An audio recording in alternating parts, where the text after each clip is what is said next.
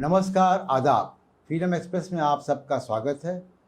जम्मू कश्मीर में धारा 370 को हटे और स्टेट को दो टुकड़ों में बांटकर तकसीम करके यूनियन टेरिटरी बनाने को 1 साल हो चुका है। फ़ारूक अब्दुल्ला साहब करीब 8 महीने डिटेंशन में रहे। महबूब मुफ्ती अभी भी हैं। सैकड़ों और नौजवान लीडर्स अभी भी वहाँ पे डिटेंशन में हैं। आज इन सारे मसलों पर बात करने के लिए हमारे पास एक कश्मीर के सीनियर लीडर, मुख्यमंत्री रहे, यूनियन मिनिस्टर रहे, 60 साल से भी ऊपर समय से पब्लिक लाइफ में हैं, डॉक्टर फ़ारूक अब्दुल्ला हमारे साथ हैं और उनसे तफसील से बात करेंगे कश्मीर का अब आगे का रास्ता यहाँ से क्या होगा। डॉक्टर फ़ारूक अब्दुल्ला, आपका स्वागत है फ्रीडम एक्सप्रेस में। बहुत बहुत शुक्रिया आपका। मैं आपके देखने वालों को सलाम अलैकुम कहता हूँ, आदाब कहता हूँ, सत श्री अकाल कहता हूँ, नमस्कार कहता हूँ। डॉक्टर साहब, आप 8 महीने डिटेंशन में रहे लगभग, तो वहीं से शुरू करते हैं कि जब आप बाहर आए तो वो 8 महीने कैसे बीते और उसके पहले आपकी प्रधानमंत्री से खुद मुलाकात हुई थी। मेरे ख्याल से 1 दिन पहले मुलाकात हुई थी। गवर्नर साहब मलिक साहब जो हैं, सतपाल मलिक जी भी 2 दिन तक ये कहते रहे कि जो फोर्सेस का मूवमेंट है उसका आर्टिकल 370 से कोई लेना देना नहीं है। फिर ये हो गया, तो क्या ये मालूमात नहीं थी कि केवल ये गुपचुप तरीके से सेंटर में हो रहा था और आपको कॉन्फिडेंस में नहीं रखा गया? कॉन्फिडेंस का तो सवाल ही नहीं है।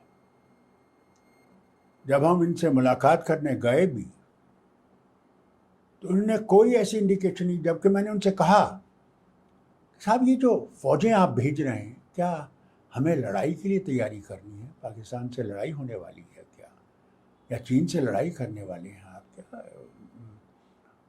तो चुप रहे, उसमें कुछ नहीं कहा। तो मैंने कहा फिर कहा नहीं, सब ठीक है, सब ठीक चल रहा है, आप कैसे? बाकी चीज़ों में बातें की उन्होंने, तो हम समझे कि बहुत अच्छा चल रहा है, कुछ ऐसा इनका इरादा है नहीं। अगर कि हवा में खबर थी कि ये कुछ करने वाले हैं, कोई शक नहीं है। और जब हम वहाँ पहुँचे तो हमने देखा कि एक झूठी गन रख दी अमरनाथ की यात्रा के ऊपर, कहा कि साहब यहाँ पे कुछ खतरा है, तो अमरनाथ यात्रियों को रातों रात अमरनाथ यात्रा को सस्पेंड कर दिया, उनको बाहर से निकाल दिया। टूरिस्ट जो नहीं निकलना चाहते थे उनको हाउस बोट्स और होटल से खिंच के निकाल लिया, बसों में बिठा दिया कि तुमने जाना है, कुछ भी हो जाए। आतंकवाद के दिनों में भी अमरनाथ यात्रा कभी नहीं सस्पेंड हुई है, कभी नहीं सस्पेंड हुई, कभी नहीं। मैं भी खुद चीफ मिनिस्टर रहा हूँ, कभी सस्पेंड नहीं किया हमने, क्योंकि एक मजहबी चीज़ है और वहाँ सब कुछ इसके लिए करने वाले तो मुसलमान ही हैं। वही इनका सामान ले जाते हैं, वही इनको वहाँ पहुँचाते हैं। और उन्होंने तो इस जो ये जहाँ पे ये शिवलिंगम बनता है, ये तो मुसलमानों ने ही देखा था। और उन्होंने फिर आके मटन में जो हिंदू हैं, ब्राह्मण हैं, उनसे कहा भाई यहाँ पे तो पता नहीं भगवान की कोई चीज़ बन रही है। यानी बिना किसी इंगेजमेंट के, लीडरशिप से, ऑफिशियल कुछ भी नहीं, कुछ भी नहीं। इन्होंने किसी से बात नहीं की हम में से।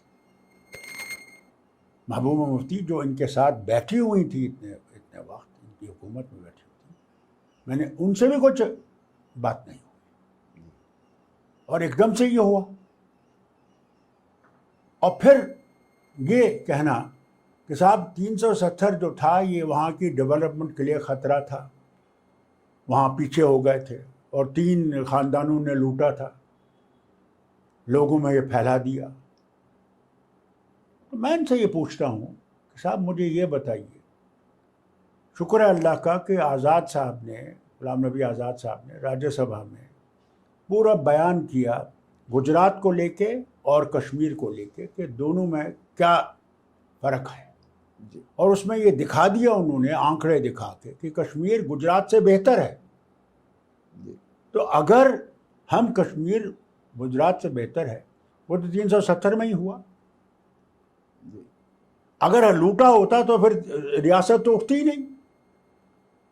वहाँ तालीम प्राइमरी से लेकर यूनिवर्सिटी तक फ्री है, सेहत का इंतज़ाम वैसा ही है, ज़मीन लोगों को दे दी गई, काश्तकार जो बेचारा उस पर मेहनत करता था, लैंड टू टिलर जो आया, कहीं रियासत हिंदुस्तान में नहीं हुआ, जम्मू कश्मीर में हुआ। जो वहाँ पे पसीना बहाता था उसको कुछ नहीं मिलता था एंड में, एक जागीरदार था वो ले जाता था। आज इसीलिए आप देखेंगे कि किसी कश्मीरी ने, फार्मर ने सुसाइड नहीं किया, कोई भी एक भी नहीं, जम्मू हो, कश्मीर हो, लद्दाख हो, नहीं किया, क्योंकि वो आबाद थे। आज अगर देखेंगे तो सबसे ज़्यादा आबाद हमारे किसान हैं। तो फारूक तो साहब यहाँ से ये जो इनने ये एक शोशा बनाया जी कि हम अब देखना क्या तरक्की करेंगे, आसमान से रियासत उठेगी। मैं इनसे पूछता हूँ कौन सी तरक्की की? आज हमारे बच्चे इंटरनेट के 4G से बिल्कुल बाहर हैं, सारे हिंदुस्तान में है।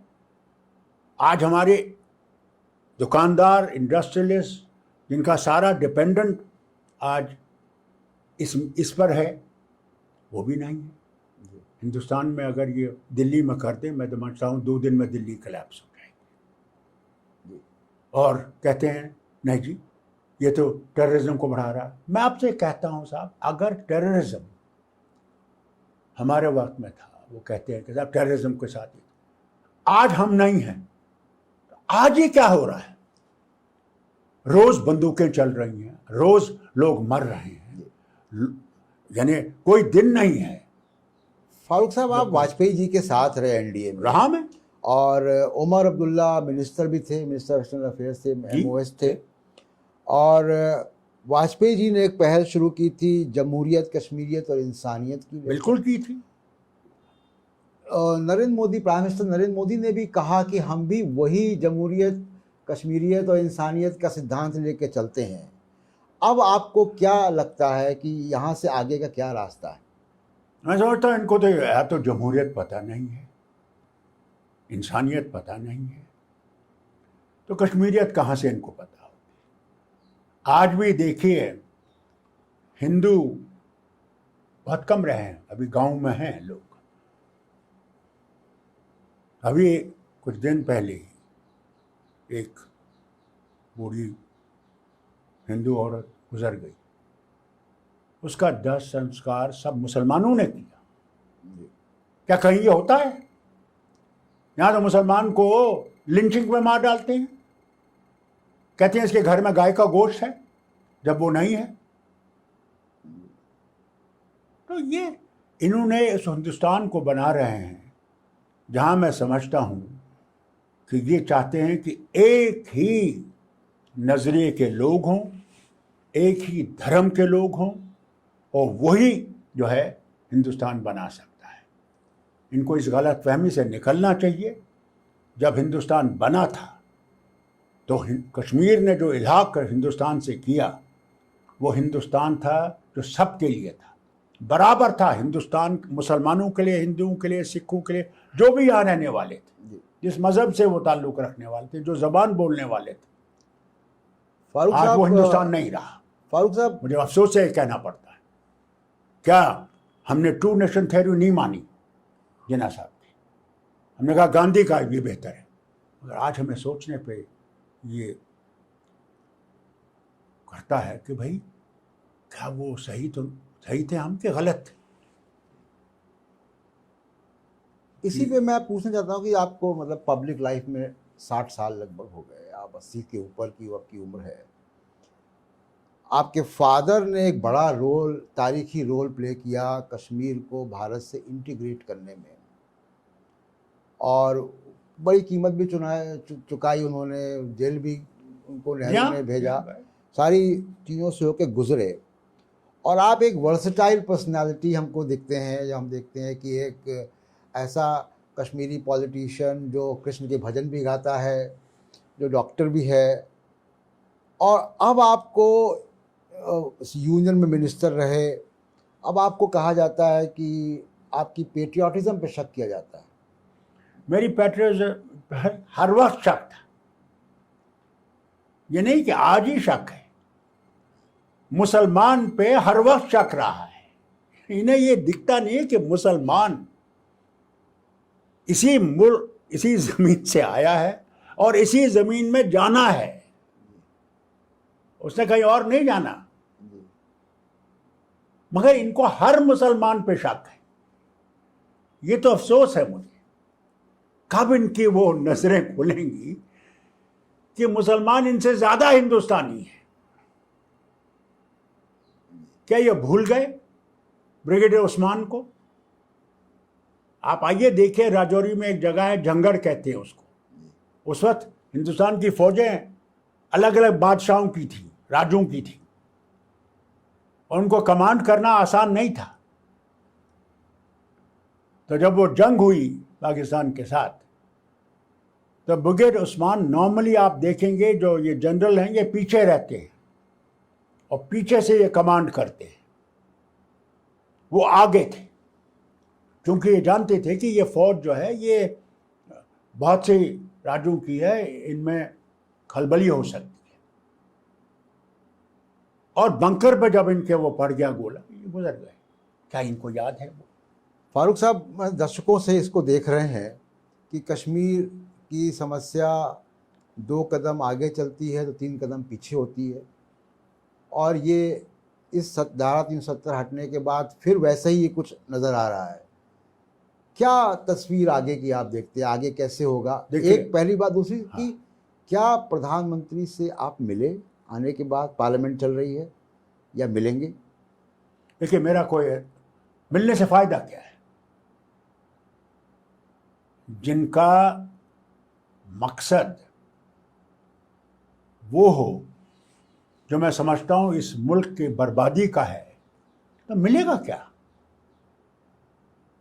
जब हम मिले उसके बाद 370 उड़ गया, 35A उड़ गया, और ये कह के उड़ गया कि भाई हम इनको पूरा अपने साथ लाएंगे। मैं आज इनसे पूछता हूं, जरा जाके देखें कि कितने इनने हिंदुस्तानी बनाए हैं वहां। तो वो जरूर मिलेंगे जिनको पैसा देते हैं, और वो पैसे से जब तक वो पैसा चलता है तब तक इनके साथ हैं। जिस दिन पैसा बंद हो जाएगा वो इनको भी गालियां मारने लगेंगे। लेकिन डायलॉग तो होना चाहिए डॉक्टर अब्दुल। डायलॉग तब होगा ना जब ये समझ जाएं कि जो इनने गलत किया है, 370 को हटा के और 35A को हटा के, जो इन्हें दिलों पे जख्म डाले हैं और झूठ बोला है सारी दुनिया में, उसको वापस लें। क्या उसके लिए तैयार हैं? और हमारे साथ ही डायलॉग नहीं है। कश्मीर का मामला पाकिस्तान के साथ भी है, अब तो चीन के साथ भी हो गया, क्योंकि अक्षर चिन्ह उनके पास है।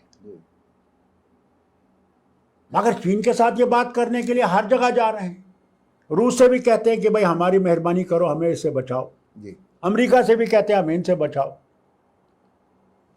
ये तो आपके बिल्कुल करीब है, यहाँ पर है। यहाँ से रोज गोले आते हैं और आप गोले मारते हैं। हमारे लोग वहां भी मरते हैं। पाकिस्तान से बातचीत की बात आपने पार्लियामेंट में भी अपने बयान में कही। बिल्कुल कहा। और इसका क्या फ्रेमवर्क क्या होगा? क्योंकि भारत की पार्लियामेंट एक नहीं कई बार रेजोल्यूशन पास कर चुकी है कि पूरा जम्मू कश्मीर जो है वो भारत का हिस्सा है। अब पाकिस्तान से जो डायलॉग की बात आप कर रहे हैं, उसका फ्रेमवर्क क्या केवल टेररिज्म के मुद्दे बात होनी है, या कोई कंपोजिट डायलॉग की बात आप कर रहे हैं? देखिए, हम वतन को दोस्त बनाना चाहते हैं। आखिर एक जमाने में एक ही वतन था। अगर हम इनको दोस्त बनाएंगे तो कैसे बनाएंगे? हमने उस चीज पे सोचना है। अगर हम उनसे ये कहते हैं कि साहब हम रोज उनको धमकियां देते हैं, हम ये भी ले लेंगे वो भी ले लेंगे, तो जब धमकियां दे रहे हैं आप, तो मुझे बताइए क्या आप मेरे दोस्त बन सकते हैं जब मैं आपको रोज धमकियां दूंगा? पहले तो हमने ये सोचना है कि भैया क्या हमने उस वतन से दोस्ती करनी है या नहीं करनी। अगर हमने दोस्ती करनी है तो उसके रास्ते बन सकते हैं, ये नहीं कि बन नहीं सकते। मुशर्रफ साहब जब यहाँ आए थे, वाजपेयी जी थे प्रधानमंत्री पहले, हाँ थे, गए आगरा गए। मैं समझता हूँ कि वाजपेयी जी तैयार थे, मगर उस वक्त के कुछ, मैं उनका नाम नहीं लूँगा, जिन्होंने इनमें अड़चने डाल दी। ठीक है, हमारी फारूक साहब, मैं आगरा पे आता हूँ। हाँ, आप भी आगरा में थे? हाँ, मैं आगरा में नहीं था। अच्छा, मैं यहाँ था। अच्छा, आपका मुशर्रफ साहब से तारुफ करवाया वाजपेयी जी ने, जी कराया और उन्होंने ये कहा कि ये थर्ड पार्टी हैं। जी। मैंने मुशर्रफ- कहा मैं फर्स्ट पार्टी हूं। उनने जब कहा ये थर्ड पार्टी है, मैंने कहा वाजपेयी जी आप गलत हैं, मैं फर्स्ट पार्टी हूं, क्योंकि वतन मेरा है जी, और ये वतन दोनों आप लोग लड़ रहे हो। यानी वाजपेयी जी ने पाकिस्तान की स्टेक होल्डर को आपसे कम किया था। मैंने कहा भैया मैं पहला नंबर हूं। जी, तो ये थर्ड पार्टी क्यों कहा था आपको वाजपेयी जी ने? इसलिए कहा था क्योंकि वो जानते हैं कि हम इसमें हैं, हमारे बगैर तो कोई फैसला हो नहीं सकेगा। कैसे होगा? अगर आपने मेरे घर का फैसला करना है तो मैं घर वाला हूं, तो घर वाले का फैसला आप कैसे करेंगे घर वाले के बगैर? कल आपने अगर किसी का मकान लेना होगा तो आप इनसे थोड़ी बात करेंगे, आप तो मकान वाले से बात करेंगे पहले। तो बताओ भाई। पार्लियामेंट के बयान में फारूक साहब आपने 370 का जिक्र नहीं किया, और वो हुआ ये मौका ही कि नहीं मिला क्योंकि उन्हें, 1 मिनट दिया। आप हैरान होंगे, पहली तकरीर मैं कर रहा हूं, इनको डर है कि फारूक अब्दुल्ला क्या कहेगा। ईमानदारी से आपसे कहता हूं, हर वक्त जब मैं दरखास्त देता हूं, स्पीकर साहब कहते हैं अभी अभी अभी, वो अभी कभी आता ही नहीं है। क्योंकि आज तक वो अभी नहीं आया। गुप्तार कमेटी में आप भी सिग्नेटरी हैं, गुप्तार रेजोल्यूशन हाँ, मैं में, हूं। और तमाम और पार्टियां भी हैं, हाँ जिसमें कि रेजोल्यूशन है कि 370 की बहाली की जाएगी, बिल्कुल। और आपने वो नहीं बोला पार्लियामेंट में, तो बहुत एक गलत मैसेज भी गया है। वो इसलिए गया जनाब, आपको मैं क्या बताऊं, अल्लाह का एक करम है कि वो जो चंद अल्फाज में कह सका, वो तो हर बार मुझे रोक रहे थे। बताइए 1 मिनट में क्या बोलेंगे आप? इनका तो वजूद ही इसी चीज पे है कि बंद करो, किसी को बोलने मत दो। क्योंकि जब ये सुनने के लिए तैयार नहीं है, इसीलिए वो 8 एमपीज आज बाहर बैठे हुए हैं, इनको निकाल दिया। मैं वो नहीं हूं, मैं वो टेबल पर चढ़ने वालों में से नहीं हूं। मैं समझता हूं वो पार्लियामेंट की मर्यादा को ठीक नहीं रखता। मगर ये उसी पर तो लोगों को उतारना है यहाँ, कि आपने अब झगड़े करने हैं, आपने अपने माइक्रेन तोड़नी है और बात करनी है। ये क्या रास्ता है? तो रास्ता क्या होगा? रास्ता है कि साहब इनको सुनने की वो कोशिश करनी चाहिए, समझने की कोशिश करनी चाहिए। हम दुश्मन नहीं हैं, मगर ये हमें दुश्मन बना रहे हैं। क्या आपको लगता है कि कश्मीर प्रेजेंट जो रूलिंग डिस्पेंसेशन है, जो सत्ता में लोग हैं, उनके लिए कश्मीर समस्या की जगह एक नॉर्थ इंडिया में चुनाव का मुद्दा है, और उसको उनको गरमा के रखना है? देखिए, वो तो चाहते ही कश्मीर रहे तो इनका चुनाव चलता रहे। हिंदुस्तानियों को पागल बनाना है। कश्मीर हमारा है, अटूट अंग है, हम इसके लिए सब कुछ करेंगे। जैसे ये लद्दाख में हो रहा है, हम तैयार हैं चीन से लड़ने के लिए। अरे आगे तो चलो। अगर तुम लड़ने के लिए तैयार हो, फिर क्या ये बातों की बात कर रहे हो? तुमने कौन सी बात की जब तुमने बालाकोट पे हमला किया? तुमने पाकिस्तान से कोई बात की? बालाकोट पे सीधे जहाज भेज दिया। तो यहां क्यों नहीं जहाज भेजो? आज तो आपके पास 5 राइफल भी आ गए हैं, या थोड़े से गोले मारो ना, उनको दिखाओ कि तुम्हारे पास ताकत है। नहीं, आज जनरलों की बात होगी, कल डिप्लोमेटिक बात होगी। कब तक? कैसे इंगेजमेंट कैसे हो कश्मीर के लोगों से? क्योंकि आप लोगों को भी पॉलिटिकल देखिए, प्रोसेस मैं क्या होगा? समझता हूं कि पॉलिटिकल पहले प्रोसेस क्या इनको होगा? अपना दिमाग साफ करना चाहिए। इनने पाया क्या और खोया क्या जब से इनने 370 हटाया, 35 ये हटाया? क्या इनने जीता? पहले ये अपने दिमाग में लिया है। आज वहां फौजें हैं, पुलिस है, पैरामिलिट्री फोर्सेस है, हर कोने में रखी हुई है। कितना खर्चा है इनका उसमें? एक नैरेटिव जो है आता है कि डेमोग्राफिक बैलेंस जो है वहाँ का, उसको चेंज करने का भी एक जी मंसूबा हाँ, है। बिल्कुल है। तो उसके लिए क्या देखिए, मतलब? मैं आपको सुनाऊं, ये जो वो जो कमीशन ने बनाया है, डिलिमिटेशन कमीशन, जी जी हम डिलिमिटेशन कर सकते थे जब मैं पावर में था। हमें उस वक्त 1920 में, हम 19 आखिरी पार्ट ऑफ 90 में, 98 और सो, हमें डिलिमिटेशन करनी थी और हम कर सकते थे डिलिमिटेशन, ऐसी बात नहीं थी हम नहीं कर सकते थे। मगर हमने सोचा भाई सीटें बढ़ानी है, सारे हिंदुस्तान में 1926 में 2026 में होने वाली है। हमने कहा भाई अगर हम इसका हिस्सा हैं तो हमें ये 2026 में करना चाहिए, जबकि बाकी रियासतों में भी होगा। तो हमने रोक दिया और every political party, even BJP, approved it. फिर आज क्या जरूरत पड़ी इनको अभी करने के लिए, और रियासत जम्मू कश्मीर को खासकर, और ये दिखाने के लिए सिर्फ जम्मू कश्मीर का नहीं है, ये तो हम नॉर्थ ईस्ट में भी कर रहे हैं। क्यों क्यों क्या वजह है? ये है जहां पर हम लोगों को शक हो रहा है कि ये सीटें बढ़ा के ये दिखाना चाहते हैं कि मुस्लिम मेजॉरिटी को ये कैसे काउंटर बैलेंस करेंगे। ये चाहते हैं ये दिखाना कि वो मुस्लिम मेजॉरिटी नहीं रहेगी। फारूक साहब, एक सवाल आता है कि जो यूथ है वैली का, कश्मीर का, और उसके पास कोई पॉलिटिकल लीडरशिप नहीं है, तो वो जाहिर सी बात है कि वो मुतासिर हो जाता है अलगाववादी फोर्सेस से, उनके नैरेटिव में, जिसका इस्तेमाल पाकिस्तान भी कर लेता है। ये फेलियर वैली के लीडर्स का नहीं रहा आपके हिसाब से? देखिए, मैं आपको बताऊं यूथ क्यों है खिलाफ। आज क्यों नहीं कोई उनमें से हिंदुस्तान का नाम लेना चाहता है? क्यों नहीं वो किसी लीडर से हिंदुस्तान का सुनना चाहते? क्यों नहीं? कसूर फारूक अब्दुल्ला का नहीं है, मेरी जमात का नहीं है, कसूर दिल्ली वालों का है जिनने कभी भरोसा नहीं किया।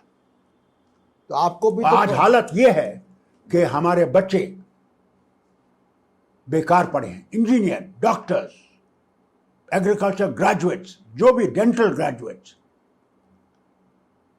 पहाड़ों के पड़े हुए हैं, पीएचडी से। वो जब अपना मुस्तकबिल ये देखते हैं कि इस भारत में हमारा मुस्तकबिल नहीं है, यहाँ मुसलमानों के लिए जगह नहीं है, कैसे आप उनको कन्विंस करेंगे? जो ये कर रहे हैं वो तो दिखा रहा है उनको कि हाँ। तो फारूक अब्दुल्ला जब हिंदुस्तान का नाम लेता, मुझे गालियां नहीं मारेंगे तो क्या मारेंगे?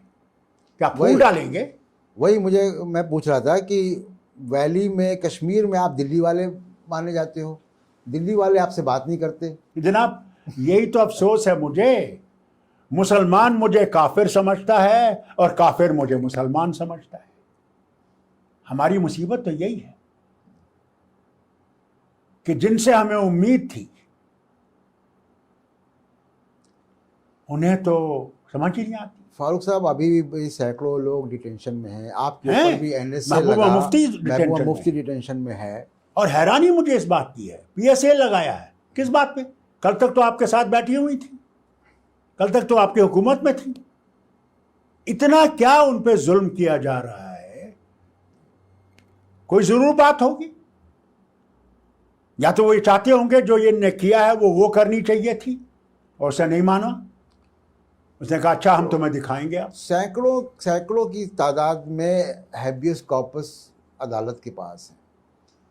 370 जिस तरह का, वो भी सुप्रीम कोर्ट के पास है। सुप्रीम कोर्ट, उसकी लीगल पोजीशन जो है वो बहुत टेनेबल है कि वो बिना असेंबली बुलाए कैसे कर दिया, क्या गवर्नर को असेंबली मान लिया, ये सारी चीज़ें सुप्रीम कोर्ट को तय करनी है।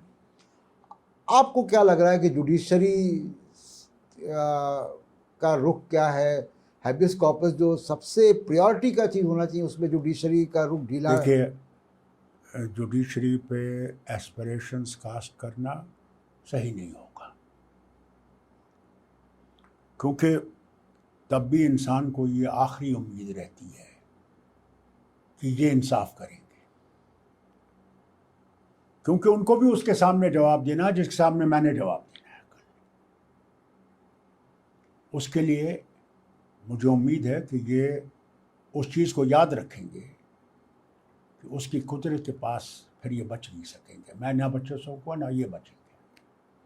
अब देखिए, 2 दफ़ा 370 का केस सुप्रीम कोर्ट में गया था और उस वक्त भी उन्होंने कहा नहीं, ये तो परमानेंट फीचर है, इसको हम टच नहीं कर सकते। बेसिक स्ट्रक्चर में आता हाँ, बेसिक स्ट्रक्चर जिस बात पे हम आए हैं, मुझे उम्मीद है इसकी तरफ देखेंगे। तो सुनवाई भी नहीं हो रही। जब मैं नहीं जानता अंदर क्या हो रहा है, क्योंकि अफसोस है कि मुझे डॉक्टर के बजाय वकील होना चाहिए था। आज मैं ईमानदारी से ये समझता हूँ, अगर मैं वकील होता तो हो सकता था कि मैं शोर कर सकता था, मगर डॉक्टर शोर नहीं कर सकता। अफसोस इस बात का मुझे। इससे मौजूदा स्थिति में आते, मैं भी गया था कश्मीर और कुछ दिन रहा था वहाँ पे इसी दौरान। तो लाइफ तो बहुत डिफ़िकल्ट है बिना मैं तो गया था, टेलीफोन भी नहीं चल रहे थे। तो अभी भी कोरोना का समय भी है, बच्चों की पढ़ाई कॉलेजेस की और उसकी कंप्यूटर के ज़रिए सब पूरे देश में हो रही है। कश्मीर में नहीं हो पा रही क्योंकि इंटरनेट 4G नहीं है वहाँ पे। ये सारी दिक्कतें हैं, रोज़ी रोज़गार नहीं है लोगों के पास। कॉलेजेस तो कोरोना की वजह से बंद हैं, पहले लॉकडाउन की वजह से बंद थे। कैसे इसका रास्ता क्या होगा, कैसे होगा ये? पहले तो अल्लाह से मांगिए कि कोरोना वायरस का कुछ रास्ता निकले। फिर ये है कि मैंने आपसे जैसे पहले कहा, इनको मुसलमान पे भरोसा करना शुरू करना चाहिए अगर ये कश्मीर को अपने साथ रखना चाहते हैं। अगर ये फौज के दबाव के नीचे और पुलिस और इसके नीचे ये रखना चाहते हैं तो ठीक है, कुछ दिन रहेगा, मगर फिर तो अल्लाह का भी करम आएगा, ऐसी बात नहीं है। हमने उसको भूला नहीं है और उसके इंसाफ को हम भूले नहीं हैं। इंसान का इंसाफ चला जाता है। फिरौन जैसा उड़ गया बादशाह, हिटलर उड़ गया, मसलूनी उड़ गया, तो अल्लाह जब चाहेगा ये बादशाह उड़ जाएंगी। कई कई बादशाह उड़ गए। इसलिए ये कहना कि पहला जो कदम इनको उठाना चाहिए वो मुसलमान पे एतबार करना शुरू करना चाहिए और फिर वो चीज़ें करनी चाहिए जिसमें मुसलमान को एतमाद हो जाए कि हम जिस मुल्क के साथ बैठे हुए हैं वो हमारे लिए बेहतर सोच रहा है। एक बात और, वहाँ पे जाने पे बार बार देखने को आपने कहा मिलती है। टेलीफोन का, मैं मेंबर पार्लियामेंट हूँ, आपको टेलीफोन मेरे पास मिला हक था, टेलीफोन नहीं था। और मैंने यहाँ पे फिर अपने जो मेंबर पार्लियामेंट खाली थे, मैंने कहा भाई स्पीकर साहब के पास जाओ, he is father of the parliament, father of every member of parliament, उनसे शिकायत करो। फिर अब मुझे, मेरी बेटी विलायत में है, वहीं पे है, उसके शादी है, वहीं बच्चे भी हैं, मेरी बीवी भी अंग्रेज है। मैंने कहा भैया हम लोगों को फॉरेन कॉल्स की इजाज़त है, इंटरनेशनल कॉल्स की इजाज़त है, तो क्या है कि आपने इंटरनेशनल कॉल मुझे ब्लॉक कर दिया है। पहले तो मैं इस पर यह आरोप भी लगाता हूं कि ये BSNL को बेचना चाहते। BSNL की सर्विस बहुत ख़त्म हो गई है और कितने ही लाखों लोग इससे इन्वॉल्व हैं। अल्लाह करे कि ये ना ये कर सकें, मगर मैंने देखा BSNL की सर्विस बहुत नीचे गिर रही है। फिर मैं यहाँ जब पार्लियामेंट में आया तो मैंने अपने मंत्री जी से कहा, रविशंकर प्रसाद से, रविशंकर जी क्या है, अब मुझे यहाँ पे वो इंटरनेशनल कॉल का मिल गया। अल्लाह जाने श्रीनगर पहुँचते मेरे वो भी चला जाएगा। अब बताइए किस तरह ये हमारा दिल जीत सकते हैं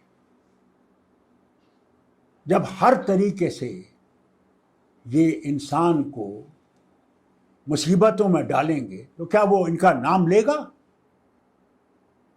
क्या वो इनकी तरफ देखेगा? क्या इस वतन की तरफ देखेगा? क्या वो नहीं समझेगा कि बेहतर है यार हमें चीनी जाए?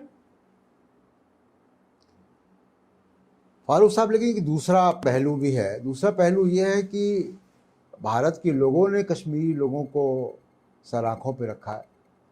कश्मीरी पॉलिटिशियंस, हमारे देश के कश्मीरी पॉलिटिशियंस, चाहे आप हों, चाहे आपके फादर हों, उमर हो, गुलाम नबी आज़ाद हों, मुफ्ती साहब गृह मंत्री रहे, सोज साहब रहे, केंद्र में मंत्री रहे, आज भी बंद हैं सोज साहब। हाँ। घर से निकल नहीं सकते। और जब क्या सुप्रीम कोर्ट में कहते हैं वो खाली, वो तो फ्री हैं जी, बंद है। लेकिन जो पाकिस्तान के तरफ का कश्मीर है, मैंने उस तरफ के कश्मीरियों को पाकिस्तान की नेशनल पॉलिटिक्स में वहाँ तक नहीं पहुँचते देखा जैसे जितना ऊंचाई पे आप लोग पहुँचे। मैं पाकिस्तान कश्मीर का यहाँ पर रिप्रेजेंटेटिव नहीं हूँ जी, न मैं ये जानता हूँ कि उनका कोई वहाँ है या नहीं है, मैं नहीं जानता। इसलिए उस पर मैं कुछ कहूँगा तो गलत हो जाएगा। मगर मैं तो हिंदुस्तान के कश्मीर के बारे में बात करता हूँ। हमारे यहाँ ये था, जब मैं भी था, मेरा बाप भी था, मेरा बेटा भी था, वहाँ अगर डीसी कमिश्नर जो होता वो मुसलमान होता तो वहाँ पे जो पुलिस का एसएसपी होता वो दूसरे मज़हब का होता, क्योंकि हमारे यहाँ कंपोजिट कल्चर है। उससे ये होता कि अगर मुसलमान डीसी के पास जाए तो उसके पास उसको इंसाफ नहीं मिलता था, तो वो जाता था, इससे बात करता था कि देखिए साहब मुझे इंसाफ नहीं मिल रहा है। तो उसको एक जगह थी, ये जम्मू कश्मीर के सारे हिस्से में था जहाँ ये कंपोजिट कल्चर की बात थी। वहाँ बड़े पैमाने पर सिख रहते हैं, हाँ, आज भी 70,000 तो ये सिख रहते हैं। सिख भी था, डीसी, ये सूरत थी। आज क्या हालत करती है, हर जगह हिंदू बिठा दिया है। मुझे हिंदुओं के खिलाफ नहीं हूँ, मैंने उन अफसरों के खिलाफ नहीं हूँ, मगर लोगों में क्या इंप्रेशन जाता है कि तुम्हें भरोसा ही नहीं है। तो जब तक आप उस भरोसे को वापस नहीं लाओगे तो आप लोगों को कैसे लाओगे? इंसान सिर्फ खाने से जिंदा नहीं रहता है, इंसान की सबसे बड़ी चीज है इज्जत। तो दो टूक शब्दों में फारूक साहब, हम इस बातचीत को यहाँ पे ख़त्म करते हैं कि दो टूक शब्दों में क्या आप मोदी सरकार से चाहते हैं कि वो इमीडिएट 3-4 चीज़ें वो क्या करें? पहले तो एतमाद पैदा करें। ये खरीदने और बेचने की जो बातें ये कर रहे हैं उसको बंद करें। और जिन चीज़ों से लोगों में नफरत पैदा हो रही है, डिलिमिटेशन कर रहे हैं, लोगों में डर है, ये सिर्फ एक कौम को ख़त्म करने की कोशिश की जा रही है, इन चीज़ों को वापस देखें। 370 और 35A को जो इनने ख़त्म किया है उसकी तरफ वापस आएं और ये माने कि इनने गलत किया है। तब लोगों में एक विश्वास पैदा होगा कि ये सचमुच हमारे लिए सोच रहे हैं। बहुत बहुत शुक्रिया। तो नहीं होगा। बहुत शुक्रिया फारूक साहब फ्रीडम एक्सप्रेस से बात करने के लिए।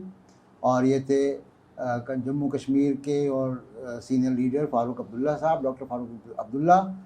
और फ्रीडम एक्सप्रेस आपका अपना मीडिया हाउस है, आपके अपने पैसे पर चलता है। हम किसी उद्योगपतियों से पैसा नहीं लेते। अगर अच्छा समाज बनाना है, अच्छा देश बनाना है तो अच्छी पत्रकारिता भी ज़रूरी है। उसके लिए हमको सहयोग करते रहिए। सहयोग कैसे करें इसका डिटेल आपको नीचे दिखाई देगा। बहुत बहुत शुक्रिया, नमस्कार। बहुत बहुत शुक्रिया आपका जो आपने मुझसे बात की। और मैं अल्लाह से दुआ करता हूँ कि आपका मीडिया इसी तरह से सच्चाई को उभारे और इस वतन को उन बुलंदियों की तरफ ले जाए जिसकी हम सबको उम्मीद है।